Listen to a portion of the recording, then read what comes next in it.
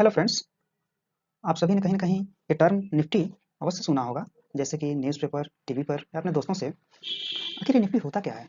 और ये निफ्टी को डिसाइड कैसे किया जाता है कि आज मार्केट इतना पॉइंट गिरा, आज मार्केट इतना पॉइंट ऊपर चढ़ा? इन सब चीज़ों को हम जानेंगे इस वीडियो में और सीखेंगे कि आखिर निफ्टी के पॉइंट कैलकुलेट कैसे किए जाते हैं। आगे बढ़ने से पहले थोड़ा इसके बारे में हम जान लेते हैं, आखिर निफ्टी है क्या? दरअसल निफ्टी को निफ्टी 50 के नाम से जाना जाता है। ये एक बेंचमार्क इंडेक्स की तरह ट्रीट किया जाता है, जो कि नेशनल स्टॉक एक्सचेंज पर ये लिस्टेड है। अब निफ्टी 2 टर्म से बना है, एक है नेशनल और दूसरा है 50। इन 2 टर्म्स को मिलाकर निफ्टी बना है। दरअसल इस निफ्टी निफ्टी इंडेक्स के अंदर टोटल 50 कंपनियां हैं, जो मार्केट कैप के अगर अनुसार देखते हैं तो टॉप 50 लीडिंग कंपनीज हैं। ये जो 50 कंपनियां हैं वो अलग-अलग सेक्टर से आती हैं। जैसे कि आप देख सकते हो, एक कोई कंपनी फाइनेंस से है, कोई कंपनी आईटी से है, कोई कंपनी कंज्यूमर से है, कोई अपैरल से है, कोई एनर्जी से है, कोई फार्मास्यूटिकल्स, कोई ऑटोमोबाइल से है।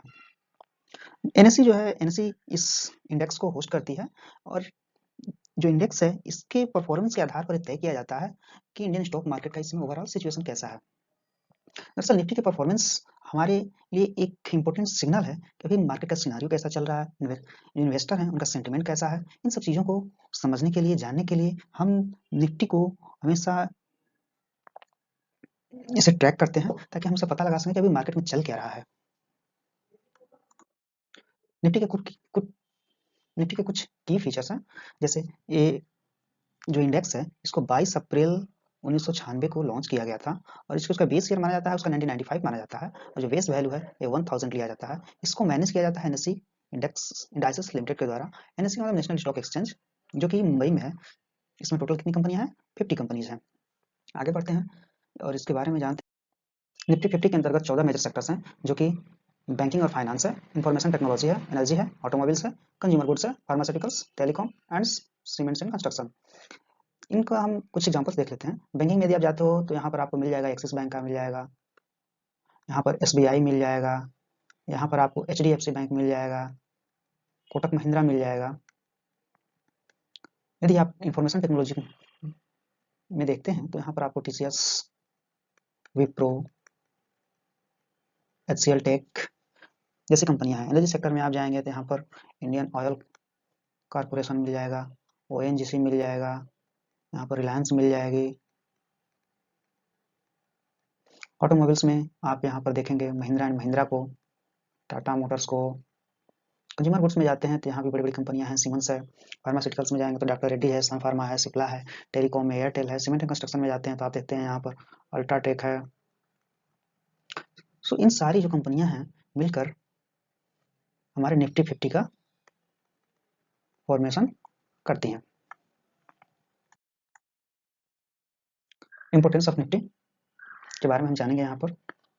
निफ्टी के टोटल 4 इंपोर्टेंस है। पहला इंपोर्टेंस आप देखोगे तो इसका मार्केट इंडिकेटर्स के रूप में काम करती है। दूसरा, इसे बेंचमार्क की तरह ट्रीट किया जाता है। थर्ड, इकोनॉमिक सेंटीमेंट के बारे में बताती है। फोर्थ, हम आप रिटेलर या बड़े-बड़े इंस्टीट्यूशन इसमें अपने पैसे को इन्वेस्ट कर सकते हैं।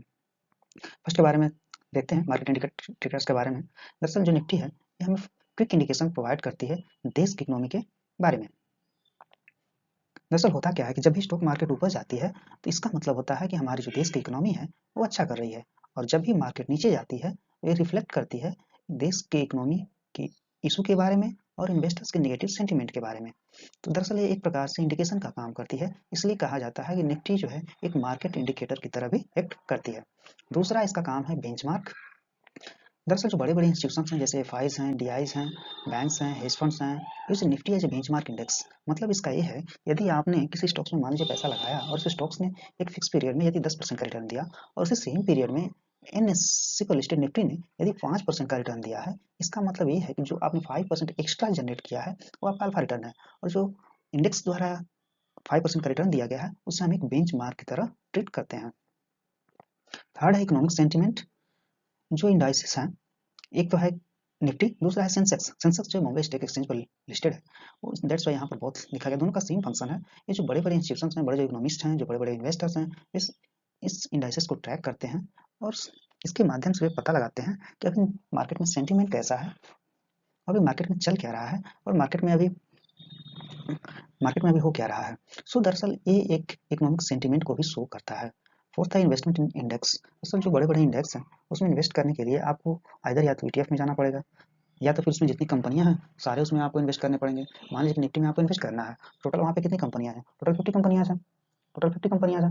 उन 50 कंपनियों में इन्वेस्ट करने के लिए तो एक रिटेलर के पास इतना पैसा तो होगा नहीं कि वो हर एक कंपनी में इन्वेस्ट करे। तो सबसे बेहतर तरीका होता है कि इधर आप म्यूचुअल फंड में इन्वेस्ट करें, क्योंकि म्यूचुअल फंड आप जानते हैं कि म्यूचुअल फंड जो है एक उसमें एक लार्ज पूल ऑफ मनी होता है, जो हर एक हम जैसे आप जैसे लोग उसमें पैसा डालते हैं ताकि हमारी तरफ से वे अपना पैसा इंडेक्स में लगा सकें या फिर स्टॉक्स में लगा सकें। सो बेहतर यही है कि हम म्यूचुअल फंड के थ्रू इंडेक्स में इन्वेस्ट कर सकते हैं या फिर हम ईटीएफ का यूज करके इंडेक्स में इन्वेस्ट कर सकते हैं।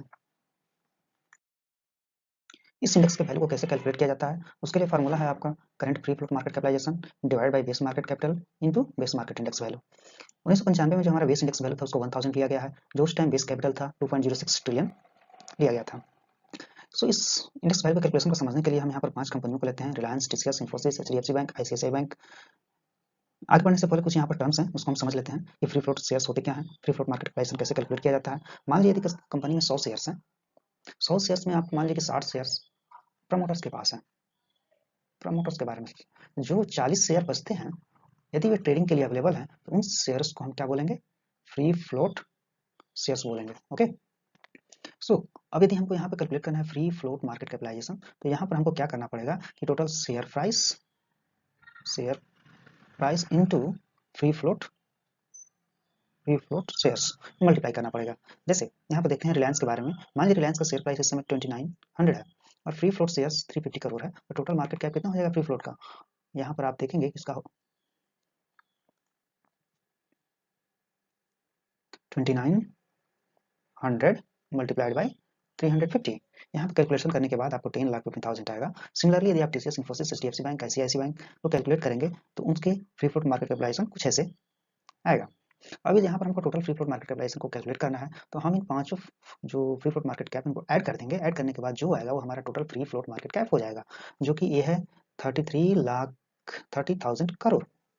हमने इंडेक्स वैल्यू का फार्मूला पढ़ा है total market free float market cap, जो कि है 33,30,000 करोड़, और हमारे यहाँ पर बेस मार्केट कैपिटल है 2.06 ट्रिलियन। तो 2.06 ट्रिलियन में है, इसको हमको करोड़ में कन्वर्ट करना है, तो मल्टीप्लाई कर देंगे 10⁵ का इंटू यहाँ पर बेस इंडेक्स वैल्यू है 1000, तो यहाँ पर हम 1000 से मल्टीप्लाई कर देंगे।